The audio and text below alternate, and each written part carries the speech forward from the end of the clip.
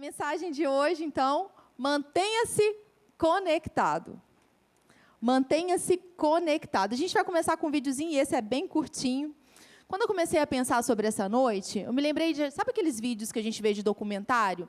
Que tem lá os predadores que vão no bando e eles tentam predar alguém do bando. A gente vê muito nesses documentários da África. E, normalmente, né, os predadores tentam fazer o quê? Tirar do bando aquele que é mais fraco. E fora do bando, o mais fraco se torna facilmente uma presa fácil.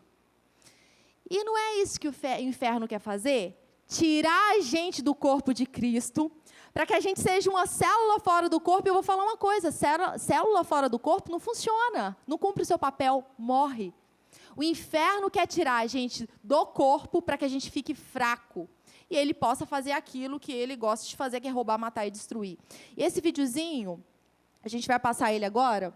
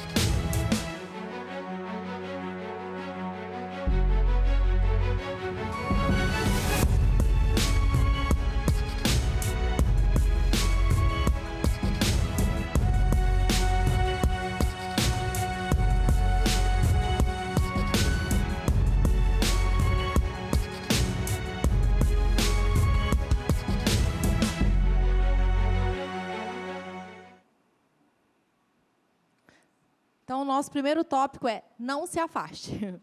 Não fique longe. Não se afaste do bando. Não se afaste do corpo de Cristo. Fique perto. Nós somos igreja. E a igreja são aqueles que são chamados para o Senhor, separados para Ele. Nós somos chamados para Deus. E nós somos chamados para fora do sistema desse mundo. Nós pertencemos a Deus. E como irmãos, é natural que a gente viva em união, em unidade, juntos. Eu queria que você abrisse aí, pega a sua Bíblia. A gente vai abrir em João 10, capítulo 10, verso 10.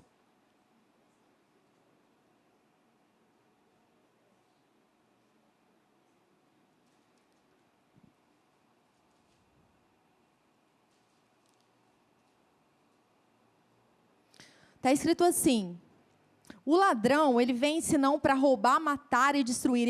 Jesus está dizendo, eu vim para que as ovelhas tenham vida, e vida em plenitude, em abundância. Eu sou o bom pastor dá a sua vida pelas ovelhas. O mercenário, que não é o pastor a quem as ovelhas pertencem, vê a aproximação do lobo, abandona as ovelhas e então foge. Então o que o lobo faz?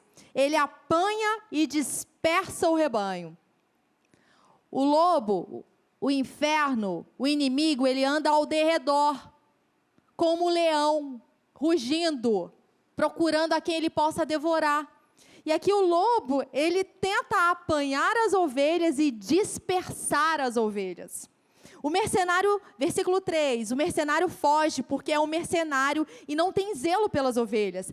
Jesus diz, eu sou o bom pastor, conheço as minhas ovelhas e sou conhecido por elas. 15, assim como o Pai me conhece, eu conheço o Pai e entrego a minha vida pelas ovelhas. É maravilhoso, a gente vê o amor de Jesus, o cuidado do bom pastor sobre as nossas vidas. Ele deu a vida por nós na cruz do Calvário. Ele nos criou para viver a vida dele. E Ele nos criou para viver em unidade. Jesus ora sobre a unidade do corpo de Cristo. Ele nos criou para viver juntos. E qual que é a estratégia do inferno? A gente vai descobrir hoje qual que é a estratégia dele. Ele quer dispersar, ele quer nos tirar de dentro do corpo. Ele quer nos afastar do Senhor. E quando a gente pensa em todos os obstáculos que a gente enfrenta na nossa jornada, e todas as oposições que vão tentar nos mostrar o não, o que não dá, vão tentar fazer com que a gente diga não para os planos de Deus, e as pessoas que a gente encontra que muitas vezes no caminho, e a gente encontra dificuldades em relacionamentos, a gente vai entender na palavra de Deus, aqui em Efésios 12, 6:12, está escrito assim, a nossa luta não é contra carne e sangue, e sim contra os principados e potestades, contra os dominadores deste mundo tenebroso. E dominadores desse mundo tenebroso, está falando de tropas militares, contra as forças espirituais do mal nas regiões celestes. Todas as lutas que a gente encontrar, seja aqui dentro da igreja como corpo, seja na sua casa como família, a gente tem que entender que a nossa luta não é contra pessoas, mas sim contra o inimigo que opera no sistema desse mundo e contra o inimigo que muitas vezes influencia as pessoas. E a gente precisa estar ligado e usar as estratégias certas.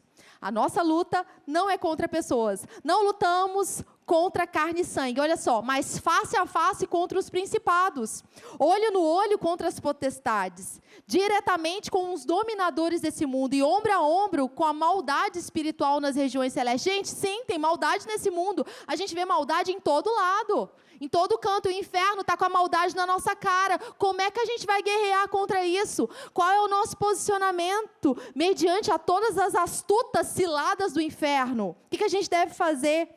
Satanás, ele organiza toda a sua tropa do mal em soldados, e ele dá ordens e missões. Quando a gente estuda aqui Efésios, a gente entende que o inferno, ele não está despreparado, ele tem uma estratégia, ele tem uma forma de agir, ele envia suas tropas para destruir família. Sim, o inferno, ele quer destruir as famílias. Ele envia suas tropas para que a gente ande de cabeça baixa. Só que essa informação de que o inferno está ao derredor, que ele é muito bem organizado, isso não é para desanimar nem para trazer medo, porque Deus não deu espírito de medo para a gente, mas de poder, amor e uma mente equilibrada. A gente toma conhecimento da verdade para que a gente possa se posicionar contra o inferno. O conhecimento liberta, a ignorância mata. Nós precisamos ter conhecimento como é que o inferno age para que a gente possa se posicionar como filho de Deus. A gente tem que conhecer quais são as nossas armas para que a gente possa lutar contra. Precisamos saber, conhecer a palavra para a gente agir de forma certa. E aí, então, é uma realidade espiritual o fato de que temos mais autoridade que o inferno. Deus é muito maior. Aquele que habita em nós é muito maior. Temos mais poder que o diabo. Deus é o Todo-Poderoso. Gente, Deus não está lutando contra o diabo para ver se ganha. Deus é o Todo-Poderoso, Ele já venceu. Jesus já venceu na cruz do Calvário. Deus já está, Ele não perdeu o seu trono. Deus não saiu do seu trono. Ele governa de eternidade a eternidade. O inferno, o diabo que escolheu sair dessa posição maravilhosa. Ele quis ficar à parte de Deus. Perdeu, ele que perdeu. Agora Deus, Ele continua reinando. Satanás, ele foi expulso do céu. Quem governa é Deus. Maior é o Senhor, é o Espírito que habita em nós. É uma realidade, é um fato. Não é se Deus vai ganhar, não. Ele é o eterno ganhador. Ele é o Deus que comanda, é Ele que criou, Ele é o Criador. Então não é se nós temos poder ou não, nós temos poder. Não é se a gente pode ganhar ou não, nós vamos ganhar. Vamos manter a nossa vitória até o fim. Temos aquele que é maior vivendo dentro de nós. O poder explosivo, dunamis, que quebra cadeias, que destrói todas as tropas do inimigo, habita em nós. As estratégias... o Espírito Santo que é Deus, habita em nós. Ele tem as estratégias certas para a gente vencer. Isso é uma realidade. Tá, isso é verdade, é uma realidade espiritual. Mas a pergunta é o seguinte: se temos mais autoridade, nós temos autoridade no nome de Jesus. Então, hashtag fica a dica, as quartas-feiras, quartas de fundamento, a gente está tendo aqui uma série maravilhosa sobre o nome de Jesus. Então, não perde não. Nós temos autoridade. Nós estamos nessa terra comissionados. Nós estamos aqui no nome de Jesus. Então, se a gente tem mais autoridade que o inferno, se a gente tem mais poder, porque Deus é o Deus Todo-Poderoso, se temos aquele que é maior vivendo dentro de nós, a pergunta é, por que parece que muitos na igreja estão vivendo de forma derrotada? Estão vivendo de cabeça baixa? Cheios de problemas e os problemas afundando, porque problema não é problema não, problema a gente vai enfrentar mesmo. A questão é como a gente enfrenta esses problemas. E tem muita gente deixando os problemas derrotar mesmo, colocar lá embaixo. Por que é que não está funcionando muitas vezes na vida de muita gente? Se a gente tem poder, se a gente tem a verdade, se a gente tem Jesus, por que é que muita gente não está vivendo de forma vitoriosa e o inferno está colocando para baixo? O motivo pelo qual muitos estão vivendo em derrota, muitos não estão comendo o melhor dessa terra, é porque o diabo está usando uma arma muito importante. Ele tem algo muito importante que muitos na igreja não estão usando. Não estão usando. E a gente vai descobrir qual é essa arma que ele tem usado. Vamos voltar aqui para Efésios 6:12. Lembrando que a nossa luta não é contra carne e sangue, e sim contra principados e potestades, e olha só, contra os dominadores deste mundo tenebroso, contra as forças espirituais do mal. A gente vai entender o que significa esses dominadores deste mundo tenebroso. Essa palavra aqui, quando a gente vai para o grego, a gente vai analisar esses versículos no grego, dominadores deste mundo tenebroso. É uma palavra só. Eu vou falar errado, eu sei que meu marido não gosta quando eu falo errado a palavra no grego, mas eu vou falar. É porque eu esqueci de olhar. Cosmocrateros. Eu li como se escreve, tá? Essa palavra é um termo militar, tá? Dominadores deste mundo tenebroso. Com quem a gente está lutando. Com quem que a gente está lutando? É um termo militar. E ele tem a ver com disciplina, organização e compromisso.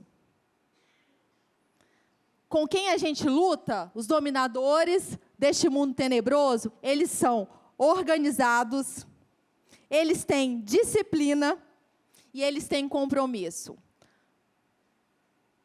Todo o exército do inferno, eles têm disciplina, organização e compromisso. Eles não estão fazendo qualquer coisa. Não, eles são enviados. O diabo envia e eles vão executar o seu papel. Então, eles têm uma organização. O inferno é organizado. Disciplina, organização e compromisso. É assim que o inimigo tem agido. Pastor, ele fala muito que o inferno ele vai agindo em doses homeopáticas. Lança uma sementinha de contenda dentro de casa, daqui a pouco o marido está com a cara virada para a esposa, gritando, daqui a pouco a esposa não quer ver o marido nem pintado. Doses homeopáticas, um pensamento contra uma pessoa. Ah, aquela pessoa não gosta de você. Você não é amado. Você não nasceu para dar certo. O diabo, ele tem as suas estratégias. Ele tem a forma de agir. Ele vai lançando os pensamentos, as setinhas de um contra o outro. Ele quer destruir a nossa casa. Ele é organizado. E a gente, o que a gente tem feito? Tem só colocado no post-it não executado? O que a gente tem feito? Enquanto isso, enquanto há toda uma organização no mundo tenebroso, um crente comum, em geral, não permanece em uma igreja por mais de um ano. Começa, mas não continua. Começa a frequentar, começa a ver transformação, daqui a pouco não está mais congregando, não está junto. É tempo da gente congregar, é tempo da gente estar junto, é tempo da gente decidir, está aqui domingo, quarta-feira, participar da conexão, mas é muito, mas espera aí, Deus é primeiro ou não é? Hebreus 10, 24. Consideremo-nos também uns aos outros, para nos estimularmos ao amor e às boas obras. Não deixemos de congregar-nos. Gente, lá, o apóstolo Paulo, lá, muitos tempos, muitos anos atrás, ele já viveu esse problema das pessoas não quererem congregar, deixar de estar junto. Deus nos criou para estar juntos. Se somos corpo, é para a gente estar conectado. Não, o apóstolo Paulo não. O escritor ao livro de Hebreus, a gente não sabe se é o apóstolo Paulo. Não deixemos-nos de congregar, como é costume de alguns. Antes façamos admoestações, e tanto mais quanto vedes que o dia está próximo, o dia do Senhor está próximo. Hoje, antes de vir para cá, o Espírito Santo falou no meu coração: você está preparando a igreja para a vinda do Senhor? Você está preparando a igreja? Porque Ele vai vir. A gente não sabe a data, a hora, mas Ele vai vir. E Ele chegando agora, a gente está preparado para a sua vinda? O noivo. A gente está preparado? E é tão importante a gente estar junto, porque um ajuda o outro, um estimula o outro. É difícil amar aquele irmão, ele está cheio de problema, mas tem amor em nós, o Espírito Santo nos ajuda. É tão importante a gente estar junto. Sim, vai ter desafios, a gente vai enfrentar alguns problemas, mas a gente está junto para dar certo. Deus criou isso, Deus fez desse jeito. Deus é o autor da família. Foi assim que Ele pensou, a ideia dele. E se Deus pensa, Deus diz, Deus faz, é para dar certo. Tem como dar certo. Não nos deixemos de congregar. Isso é importante. Então, nós temos autoridade, nós temos mais poder que o inferno, temos aquele que é muito maior habitando em nós. A igreja, nós estamos carregados de poder. E nós precisamos estar juntos, na mesma visão, no mesmo propósito, articulados, organizados, com propósito. A gente não pode baixar a guarda, a gente tem que fazer aquilo que Deus nos chamou para fazer juntos. Como cristãos, nós precisamos nos posicionar. Precisamos nos dedicar com todo vigor ao trabalho na igreja local. E começar a ver a nós mesmos como as tropas do Senhor. O que você foi chamado para fazer? É tempo de colocar em prática. E é onde a gente vai para o segundo ponto. Encontre seu propósito no corpo. Encontre seu propósito no corpo. Colossenses 1,16 diz assim: pois nele, em Jesus, foram criadas todas as coisas, nos céus e sobre a terra, as visíveis e as invisíveis, sejam tronos, soberanias, principados, potestades, tudo foi criado por Ele e para Ele. Nós somos criados por Ele e para Ele. Ele nos criou. E Deus, Ele nos criou com tamanho amor. E não foi por acaso. Do nada, vou criar um monte de gente para viver aí, cheio de problema. Não! Deus nos criou para Ele, para que a gente possa experimentar toda a sua glória, o seu poder, e para que a gente possa transbordar na vida de outros aquilo que Ele mesmo nos deu. E a pergunta é: você acha que Deus te formou no ventre da sua mãe para nada? Você acha que Ele te formou de forma admirável para nada? Você acha que você nasceu apenas para ocupar um espaço nessa cadeira aí que você está sentado? Ou então na sua família? Você acha que nasceu só para pagar conta? Você acha que nasceu aqui só para desenvolver, nasceu, cresceu, adolescente, daqui a pouco morreu? Não, tem propósito na sua vida. Tem propósito, você nasceu com propósito. Nós, cada um de nós, temos uma chamada de Deus. Ele nos criou de forma admirável para algo admirável. Você nasceu para ser alvo do amor de Deus e para derramar esse amor sobre quem está do seu lado. Que está longe e quem ainda você nem conhece. Você nasceu para ser alvo do amor de Deus. E recebendo esse amor, para que você transborde para quem está do seu lado aí, para quem está na sua casa, no seu trabalho, para quem está longe e para as pessoas que você ainda vai conhecer. Quando a Bíblia fala em 1 Coríntios, vamos lá abrir? 1 Coríntios 12. Aqui está falando, agora sim, o apóstolo Paulo. 1 Coríntios 12, 12. Está falando aqui do corpo de Cristo. Nós nascemos com um propósito. 1 Coríntios... Mas aí você pode me falar que alguém, quando você era mais novo, a sua mãe falava, sei lá, alguém falava, você ouvia muitas coisas e parecia que a sua vida não tinha muito destino, que você não tinha muitos dons. Né? A gente vê diferentes tipos de criação e muitas vezes o inferno usa as palavras das pessoas para nos diminuírem. Né? A nossa luta não é contra pessoas, mas o inferno que age na vida das pessoas. Tem um caso do testemunho do Rick Renner, que ele é um estudioso, um pastor estudioso do grego, muito inteligente, mas quando ele era criança, o próprio professor dele chamou ele de idiota na sala de aula. E o inferno foi usando isso para colocar ele para baixo, como se ele não tivesse futuro, ele não aprendia matemática, tudo dava errado na vida dele, e era o inferno trabalhando nas doses homeopáticas para que ele não chegasse no propósito dele. Sabe qual era o propósito dele? Ele seria um pastor, ele seria um mestre, e o inferno não queria que ele chegasse lá. O inferno trabalha com doses homeopáticas para que a gente não chegue no nosso propósito. E Deus quer fazer um caminho no deserto e rios no ermo, para que a gente flua naquilo que está no coração dele, para que a gente voe alto com asas como águias. Para você que é pai, para você que é mãe, você ama seu filho, você não quer o melhor para ele? Você quer o melhor para ele? Imagina Deus, que é perfeito. O que ele não quer para a gente? Ele quer o melhor. 1 Coríntios 12, 12. Porquanto, assim como o corpo é uma só unidade, possui muitos membros, quando a gente olha para o nosso corpo humano, o corpo natural, é uma unidade, mas possui vários membros. E todos os membros do corpo, ainda que muitos, constituem um só organismo. Assim também ocorre em relação a Cristo. Pois todos fomos batizados por um só Espírito, a fim de sermos um só corpo, quer judeus, quer gregos, quer escravos, quer livres, e a todos nós, foi dado de beber de um único Espírito. Porque também o corpo não é constituído de apenas um membro, mas de muitos membros.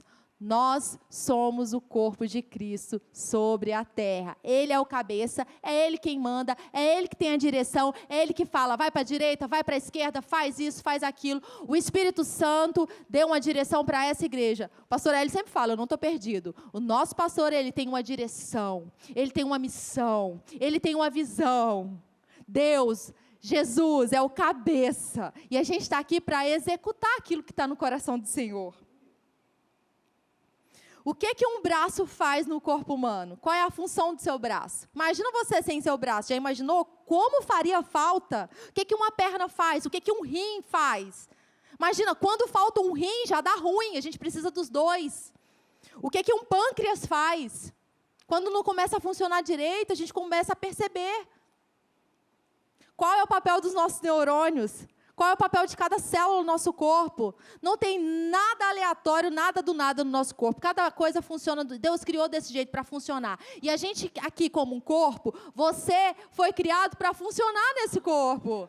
Tem dons e talentos em você para que você possa colocar em prática nesse corpo. E se você não está usando os seus dons e talentos, o corpo está ficando atrofiado, está faltando alguma coisa. Deus nos constituiu para que a gente vivesse da forma que Ele nos criou. Cada órgão tem um propósito no nosso corpo. Nada é do nada. A boca não é do nada, o ouvido não é do nada. Nós temos, inclusive, 2 ouvidos para a gente ouvir bem e uma boca para a gente declarar a palavra de Deus. Cada órgão tem um propósito. Cada órgão do nosso corpo tem um propósito. E você tem um propósito. Nessa igreja, você tem um propósito no seu trabalho. Você tem um propósito na sua casa. Você não nasceu do nada. Você não vai ser um órgão desperdiçado nessa terra. Imagina chegar lá diante do trono de Deus, depois que acabar toda a nossa jornada aqui na terra. Jesus voltou, a gente está lá diante do trono de Deus. E aí a gente vai estar lá, o grande julgamento. A Bíblia fala do grande julgamento. E aí, Deus te chamou para você ser um mestre. Deus te chamou para você cuidar, para você fazer algo específico. E aí, Jesus vai perguntar, e aí, fez? Como é que foi? Não fiz não, estava muito cansado, achei que não ia conseguir. Não, deixei para lá. Gente, é muito grande isso. A gente vai estar diante do trono de Deus. A gente está diante do trono de Deus agora, inclusive. O que a gente vai apresentar para Deus hoje?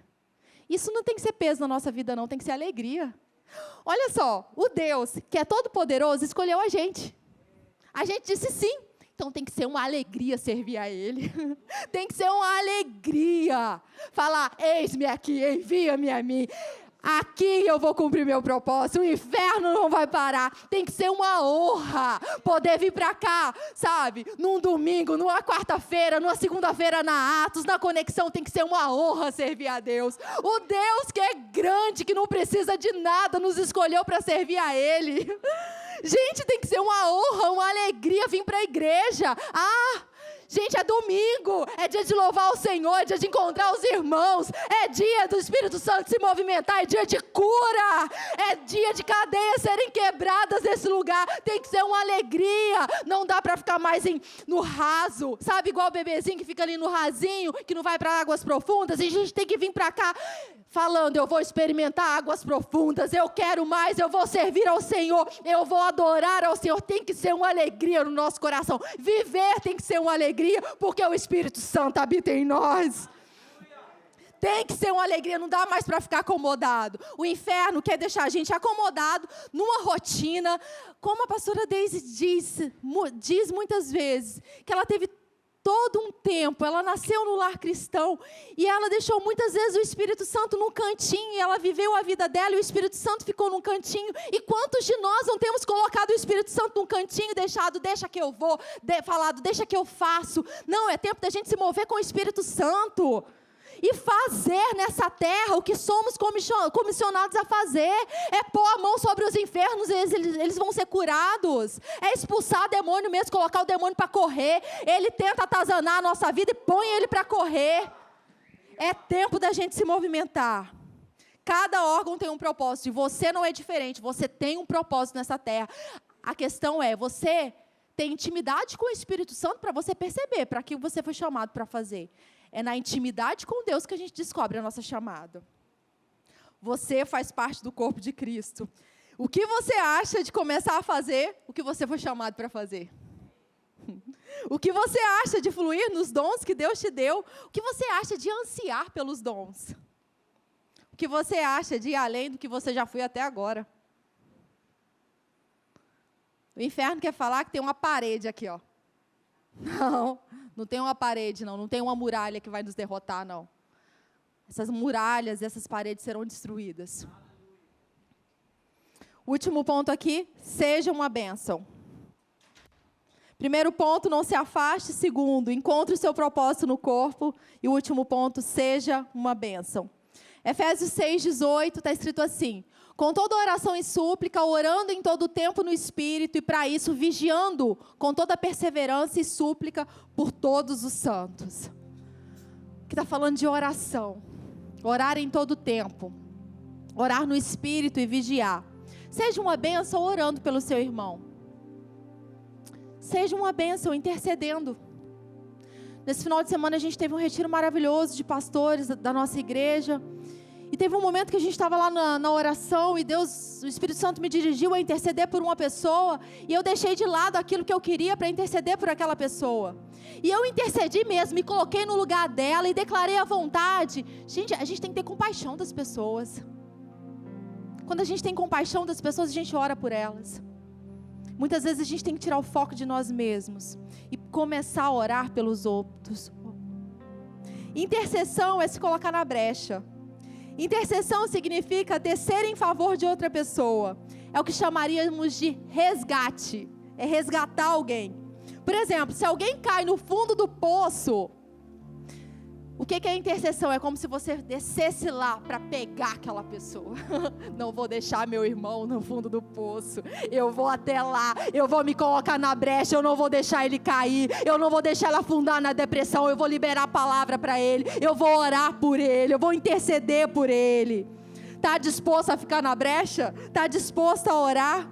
O propósito da intercessão é resgatar, renovar, livrar de uma situação difícil. Seja uma bênção intercedendo por quem está do seu lado, intercedendo pela sua casa, intercedendo pelos seus pastores. Interceda pelos pastores, pelos líderes da sua igreja. O inferno quer derrotar, destruir a liderança, porque sabe que assim vai dispersar as ovelhas. Interceda pela sua liderança. Ore, seja uma bênção orando, e seja uma bênção protegendo com seu amor zeloso. Proteja quem está do seu lado com seu amor. No lugar de olhar com julgamento, com crítica, proteja com seu amor. Nós estamos com a série na conexão agora que é Decida Amar. Decida amar quem está do seu lado. É difícil. De repente na sua casa você está enfrentando uma situação difícil. É difícil amar, mas não é impossível. Se você decidir, vai acontecer. Proteja. A estratégia do inimigo é dividir para conquistar. Ele quer dividir a igreja para poder conquistar. A estratégia de Deus é que a gente viva em unidade, em amor, em alegria. E nós precisamos nos posicionar desse jeito. Tem esse videozinho aqui de curtinho, vamos lá.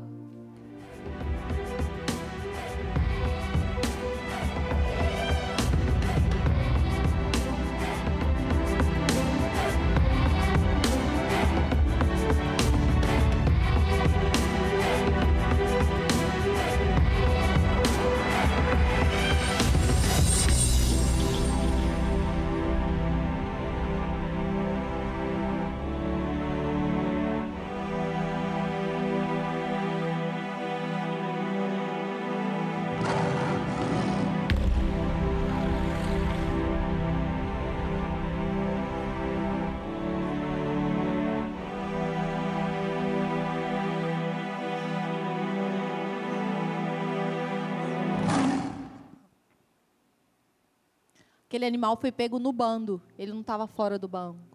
Foi pego no bando. Nós precisamos nos proteger. Não desistir do outro. Não deixar o outro para trás. Mas cuidar do outro.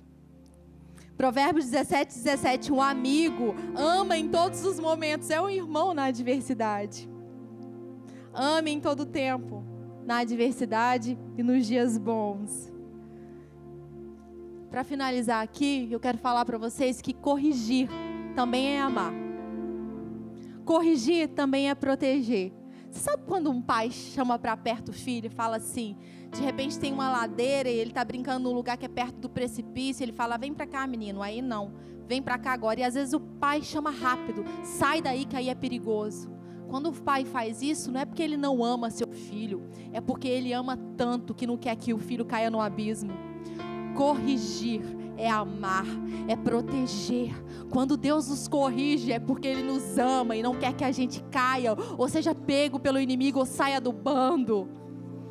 Corrigir é proteger, e Deus nos corrige através da sua palavra, e Ele nos corrige em amor. Aleluia, aleluia. Não se afaste, fique próximo. Peça ajuda se for necessário. Grite se for necessário. Não se afaste, fique próximo. Decida cumprir seu chamado nesse tempo. Decida descobrir se você ainda não sabe. Decida amar quem está do seu lado. Proteger, orar, interceder. Diga sim para essas coisas. E você verá a glória de Deus. E você verá milagres. Aleluia. Aleluia. Obrigada, Senhor, pela tua palavra. Nós te honramos nessa noite, Senhor. Nós te honramos, Senhor. Te agradecemos pelo teu cuidado. Te agradecemos pela nossa igreja, pelos nossos pastores. Te agradecemos pela vida do pastor Hélio e da pastora Deise, Senhor. Como eles têm semeado na nossa vida, Pai. Nós abençoamos a vida deles, honramos a vida deles e declaramos bênção sem medida, Senhor. Declaramos milagres sobre a vida deles. Agradecemos pela nossa igreja. Por cada pessoa que serve aqui, Senhor. Por cada pessoa que disse sim. Te agradecemos por essa noite poderosa. Te agradecemos porque o Senhor guarda a nossa casa. Protege a nossa casa. Te agradecemos, Senhor. Porque o teu poder explosivo está nesse lugar. Te agradecemos por cadeias quebradas nessa noite. Te agradecemos, Jesus. Te honramos e te amamos. Amém?